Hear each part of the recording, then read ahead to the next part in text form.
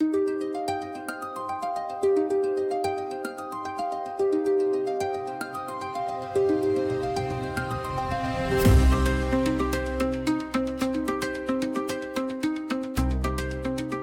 episode 10. It's been raining all day in London, but never mind. It's nearly November. The clocks have gone and done their thing, and it's definitely winter. So thanks for tuning in. And so, here we are. Hello and welcome to the Black Complementary Therapist podcast. I'm your host Pauline, and I'm glad you're here. This is a space where we explore wellness, healing, and the power of complementary therapies, especially through a Black lens. In each episode, we'll be diving into stories, tools, and insights that support mind, body, and spirit. And today I wanted to do a podcast that linked three things. Flow is one, spirituality is another, and complementary therapies is the other bit. So with these all parts all drawn together, I felt it would be a nice way to end this first tranche, this 10 episodes. Yay! With that in mind, today let's focus on a breath that is expansive and it's radiating out into the world. A gentle glow that expands.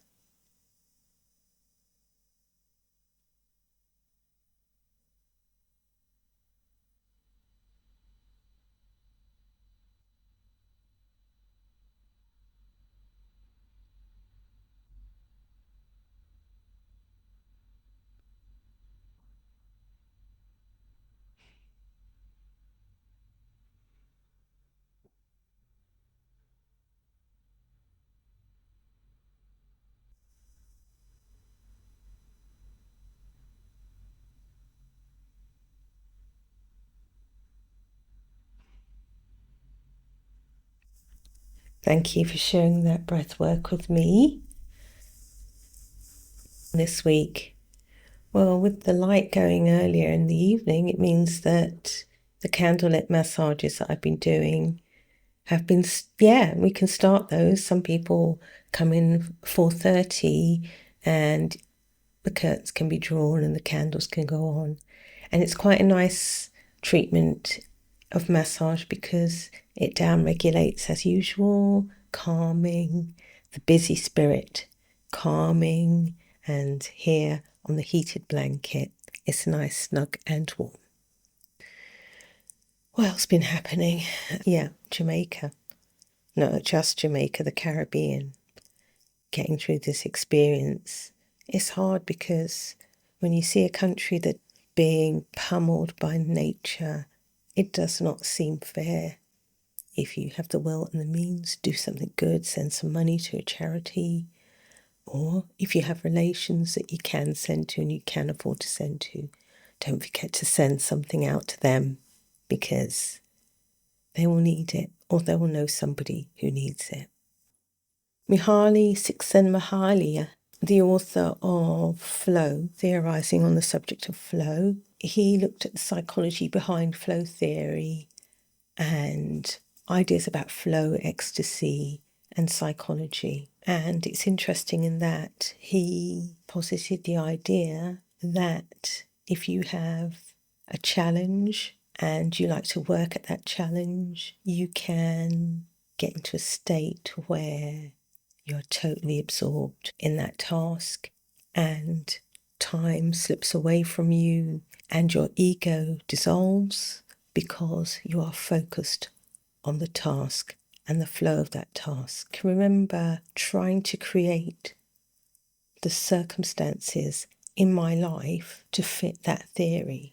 And I remember thinking of it as a grand experiment where I could somehow create a sense of flow simply by having a challenge and putting the effort in so that I could reach this point where my ego was not involved in the task, and then I would create flow. And so I would often repeat things. So say if I was dancing, I would keep repeating something again and again.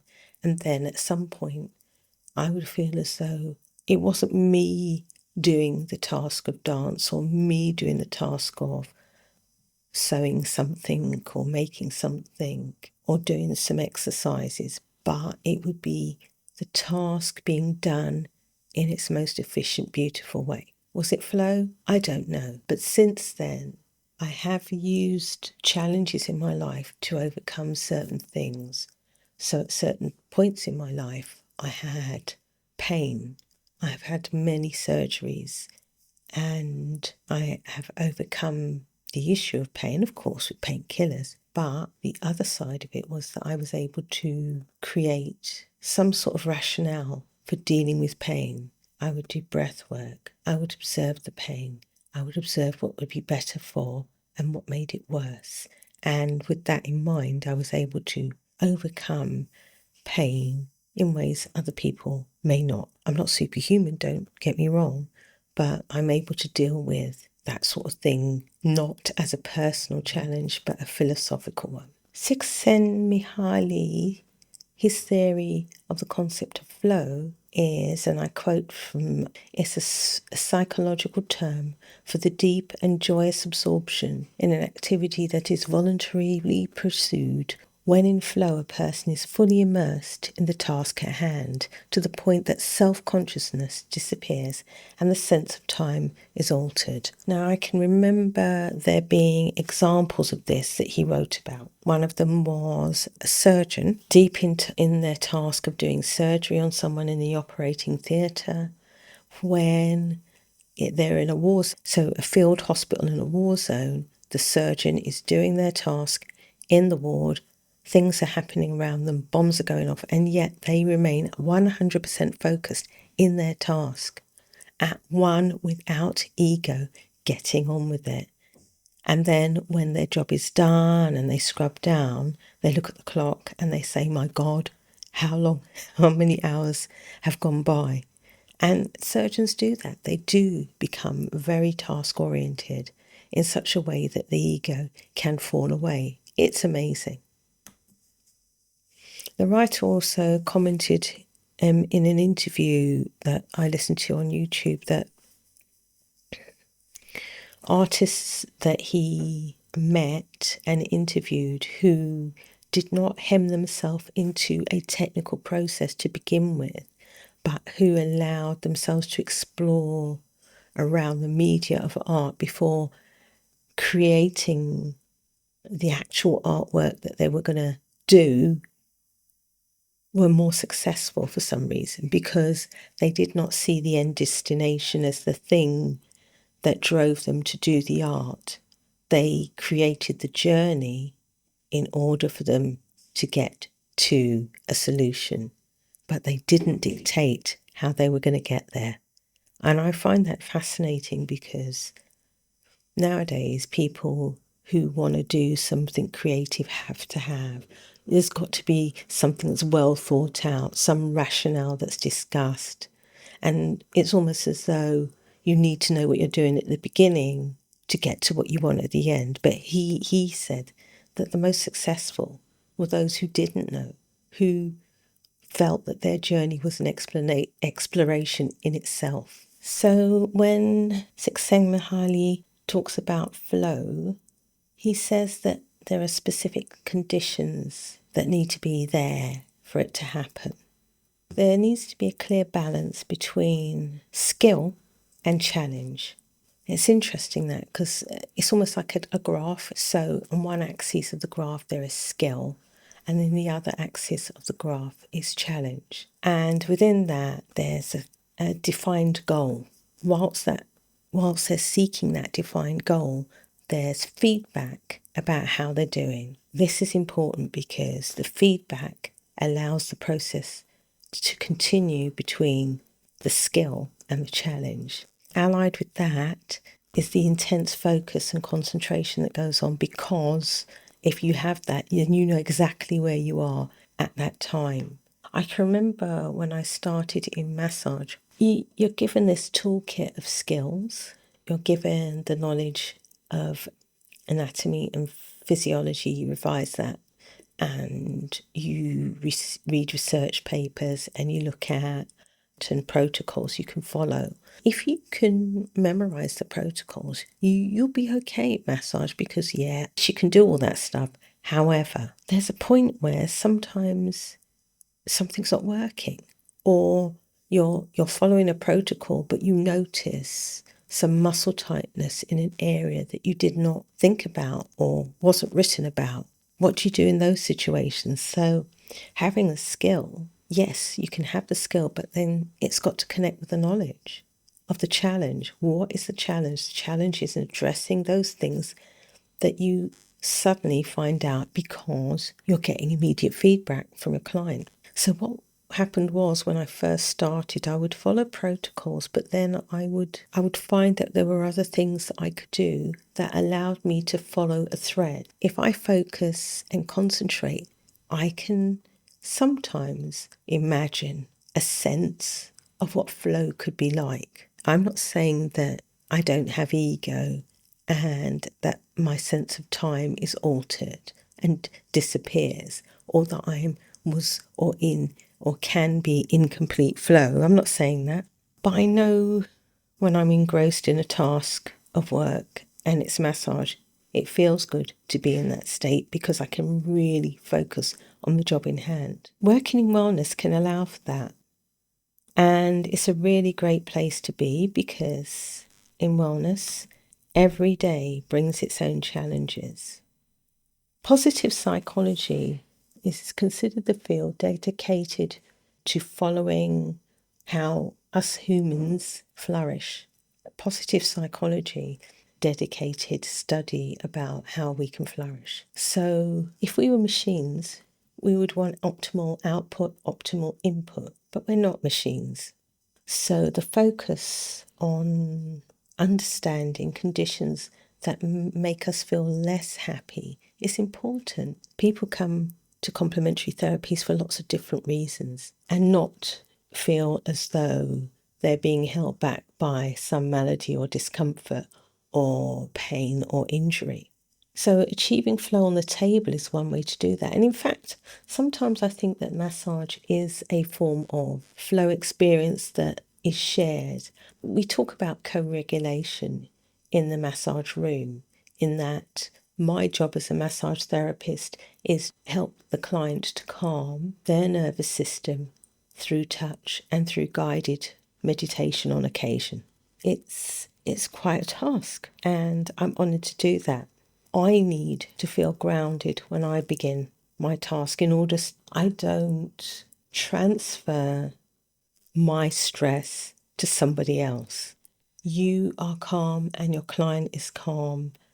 The intrinsically rewarding nature of the flow state is a powerful driver, because that's another factor from, it's not my words, that's his. The thing about the intrinsic motivation is it feels good to be engrossed in a task, and it feels incredibly rewarding as you continue with that task, because you're fully in it, and it helps you to develop your skills, and it helps you to perfect what you do, and it helps you focus fully on your client and their needs. And that's an incredible thing. So being motivated is beautiful. There's a sense in life that sometimes when things continue and we're caught in a cycle, that they never will improve. And that is not true. When things start to go downhill, our thoughts can become incredibly jumbled and unfocused and counterproductive. When we've experienced flow, we do get a sense of clarity. So in some ways, it's a total disruptor, which is beautiful, because stress can be reduced, which allows you to think straight. And when you have flow experiences where you've got a challenge and it's fulfilled, you are on mission. Your purpose is being fulfilled. It is a good place to be.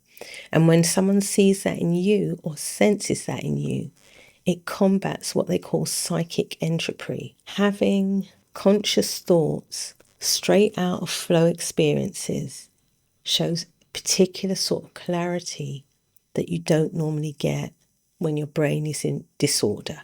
The small things are flow, but together they create something that is life-changing. So small C might be being lost for hours in the garden doing the pruning in such a way that you are using your skill and challenge, and it's beautiful. or painting that picture just for you, or finishing that pottery task. That's the small C creative. Some people, even doing the washing up, may be in a state of flow.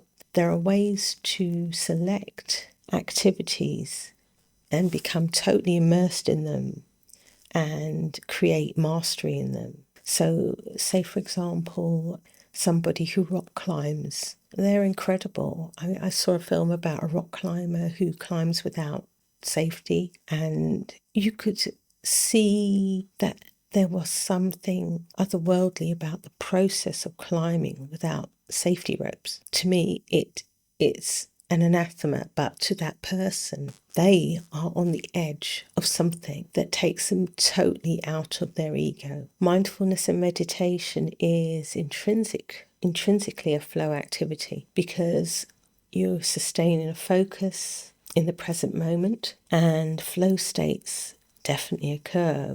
And I know that there are different traditions of meditation. Meditation is not only an Eastern philosophy. All the faiths have some form of meditation, and some people make the distinction in that praying is talking to God and meditation is listening to God. And when you think about it that way, then everybody has an opportunity to meditate. So what's the relevance for complementary therapies? Well, the thing about complementary therapies is it's about all of the stuff that's not medical that can be used allied with medical advances. So mind-body practices, for example, yoga, Pilates, dance, Qigong, dance movement therapy, all of those things aim to facilitate flow, and they're incredibly beautiful. Whenever I can book a studio to move about in, I love to do that. I don't want to encumber anybody with my weird style, but I do that for myself as my own medicine. And mind-body practices are incredibly beautiful because they allow you to feel a sense of flow and a sense of ease you take on. Crafts and activities that are therapeutic, gardening, like I mentioned, playing music, creating art. They're all tasks that in some way create challenge. There's an achievable goal and skill is involved, which slowly over time you recalibrate and create more challenge as you go, building more skills and creating more flow experiences.